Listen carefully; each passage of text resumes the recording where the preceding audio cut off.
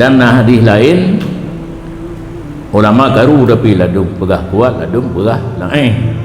3 tilik pada muka orang alim lebih galak di sisi Allah daripada ibadat 60 tahun huro puasa malam sembahyang.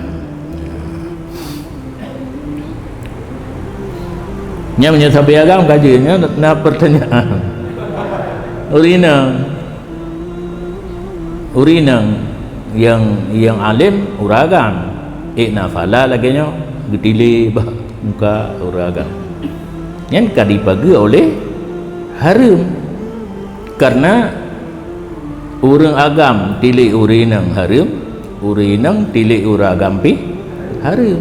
Yang bagi paling raya berarti hina walaupun hana getulih, hana mungkin gejak tulih memandum tilik bak muka orang alim yang satu jenis, karena di urinang kena orang alimnya inang kan kita bisa ke lagi bersalam-salaman yang kesunatkan satu jenis, menyo lain jenis, menyo hana mulapik haram, menyo mulapik boleh hana sunat kepada bawih umur dengan balatan paling-paling jawas hana haram.